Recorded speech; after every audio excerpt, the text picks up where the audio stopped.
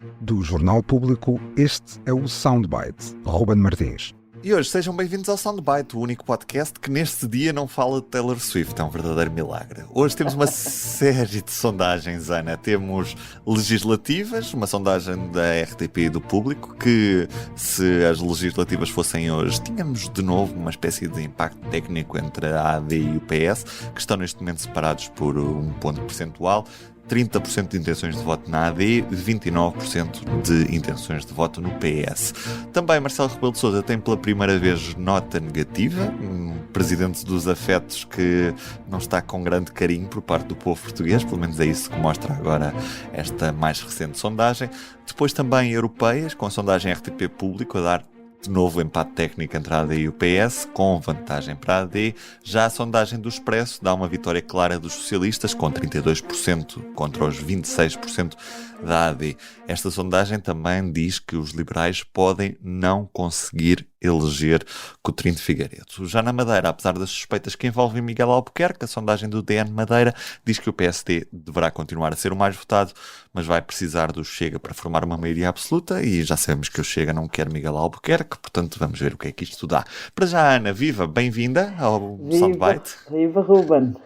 Ana, vamos começar pelas legislativas e também passando aqui um bocadinho pelas europeias, que o resultado da sondagem pública RTP não é assim tão diferente de uma para a outra, e o que nos mostra é que depois destes meses de governo, o que vemos é que PS e a Aliança Democrática continuam coladinhos um ao outro. Nada muda. Nada muda. O mais espantoso desta sondagem é, de facto, nada mudar.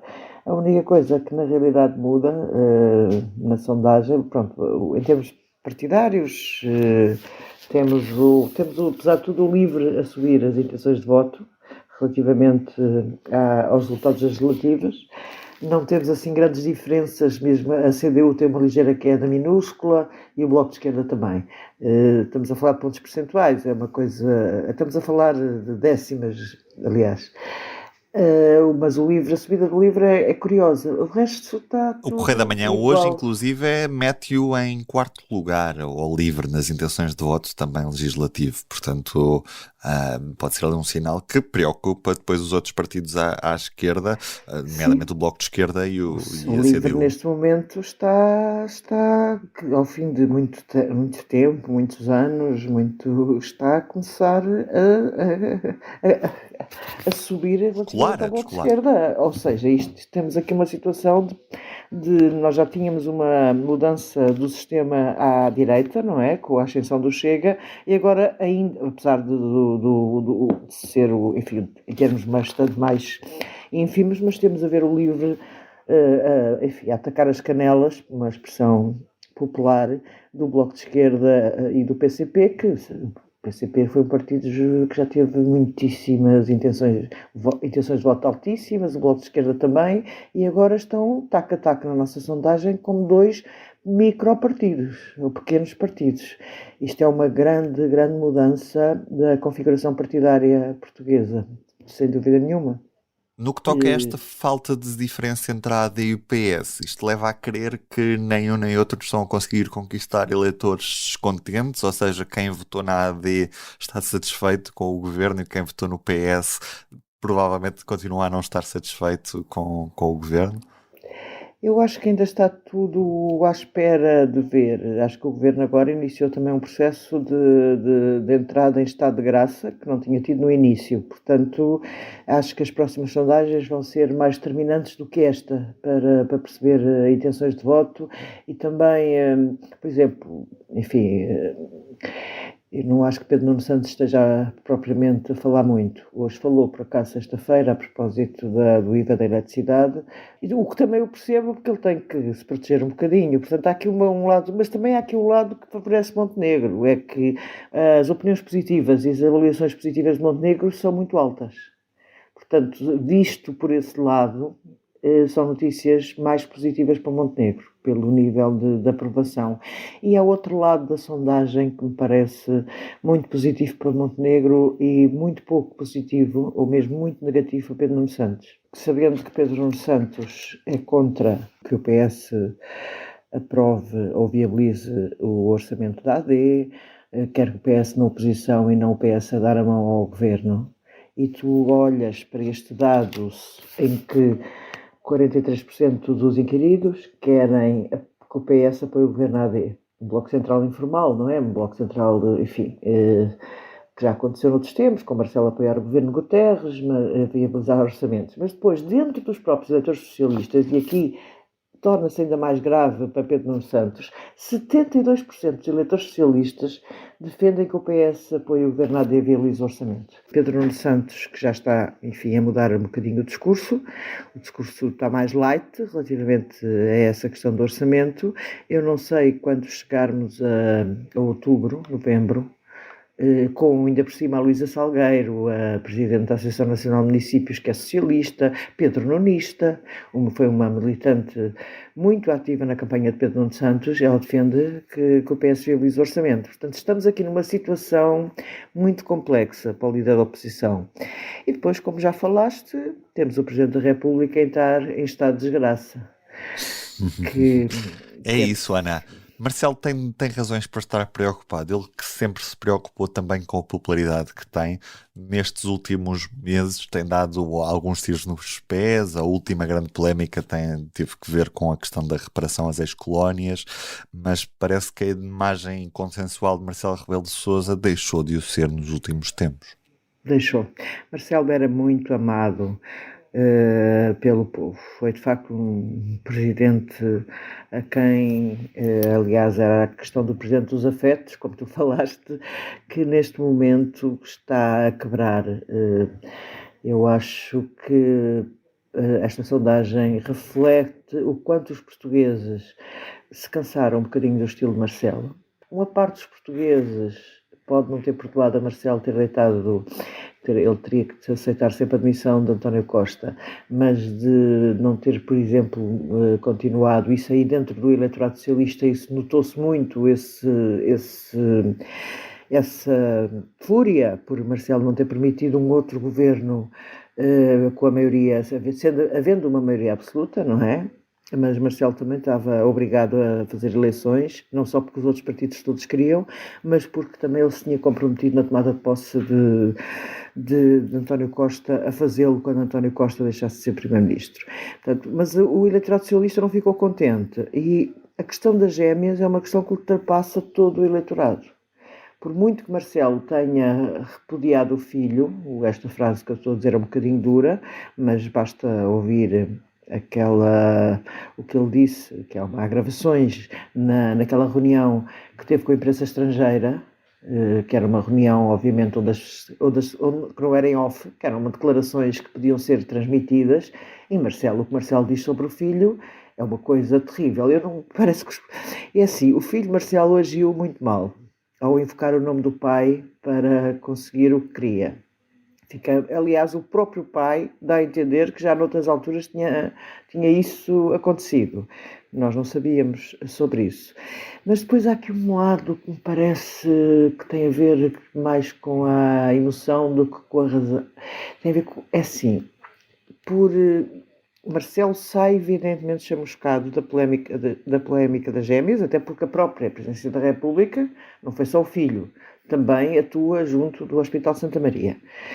Mas depois, os portugueses também não gostam de ver um pai a falar assim de um filho.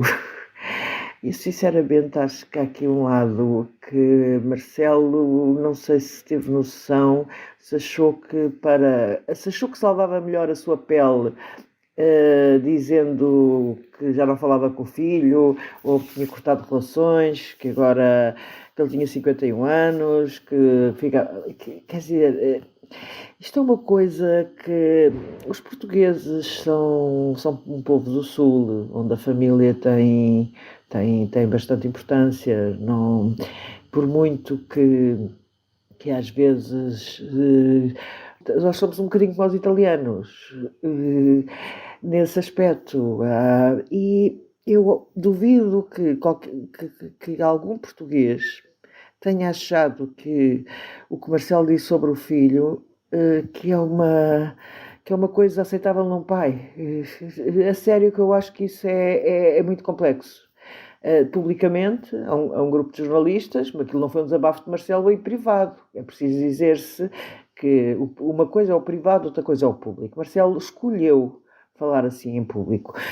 E depois acho que há uma terceira coisa, embora eu acho que Marcelo tem toda a razão na parte das reparações históricas, mas alienou um eleitorado de direita.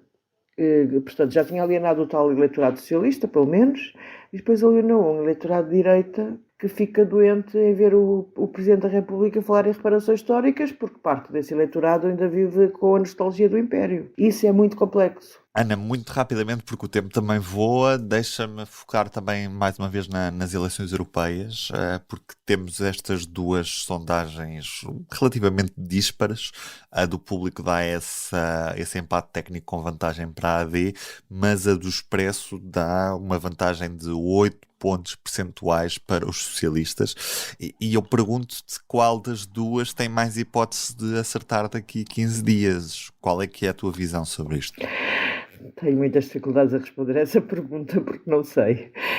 Não sei qual é. Não sei. Acho que nós temos um problema com sondagens, evidentemente. Já houve sondagens, por acaso, nestas últimas legislativas, as sondagens genericamente acertaram, mas não, em 22, nas eleições de janeiro de 2022, erraram. Ninguém previu, foi imprevisível aquela maioria absoluta do PS, não houve qualquer hipótese. Aliás, houve sondagens que davam não só empate técnico, como davam o PSD à frente. Portanto, eu confesso que não sei, acho curioso, evidentemente, acho que está tudo em aberto.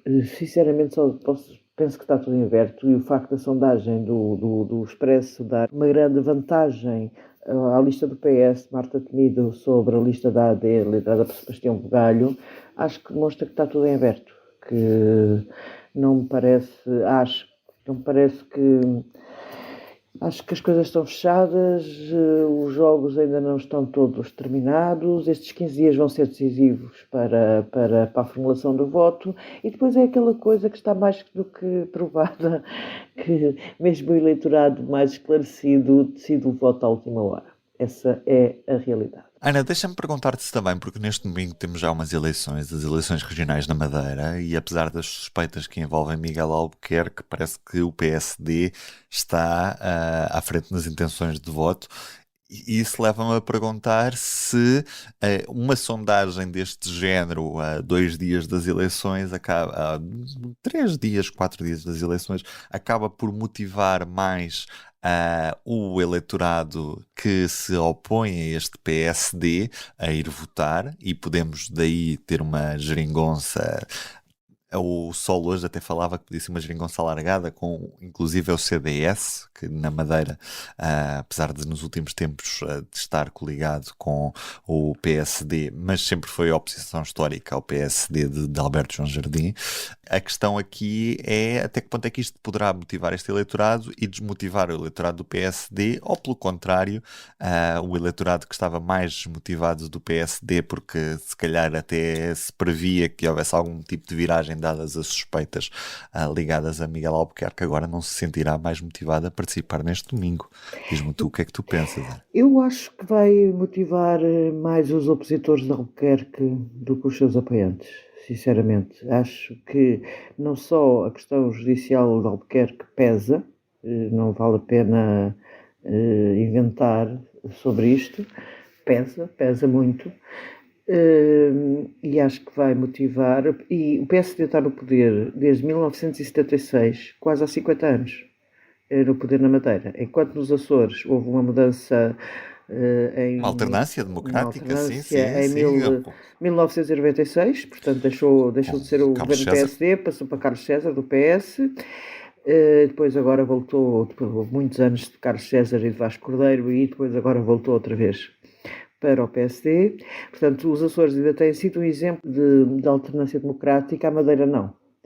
Eu acho que a possibilidade de isto motivar quem defende essa tal geringonça alternativa, que não me espanta que o CDS possa estar incluído, porque nos Açores foi exatamente assim. Quem apoiou o governo de Carlos César minoritário em 1996 foi o CDS, porque o CDS também era oposição a Mota Amaral, oposição histórica a Mota Amaral. Portanto, uma coisa é é a República, onde o PSD e o CDS sempre estiveram aliados. Outra coisa são as autonomias, onde nem sempre foi assim. Agora está a ser assim nos Açores, como sabemos. Mas nem sempre foi assim. No passado, quando o Mota Amaral tinha aquelas maiorias absolutas incríveis, o CDS foi uma força de oposição com muita relevância.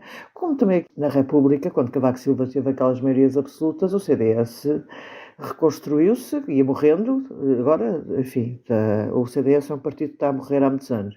E depois reconstruiu-se na base da oposição a Cavaco Silva também, não é? Portanto, ou seja, o CDS, quando há umas grandes maiorias absolutas, é possível, eu acho que é possível uma geringonça desse tipo na Madeira. Seria possível um CDS no governo com o PS na Madeira e depois no país todo ao contrário, num governo com o PSD? A política já nos ensinou que tudo é possível. Vamos esperar para ver, Ana. Este domingo cá estaremos na noite eleitoral do Público. É evidente. Beijinho até domingo, Beijinho então. até domingo. Obrigada. O Soundbites é um programa de Ana Sá Lopes, Helena Pereira e Ruben Martins. A música original é de Ana Marques Maia. Siga o podcast na sua aplicação preferida para não perder os novos episódios. O Público fica no ouvido.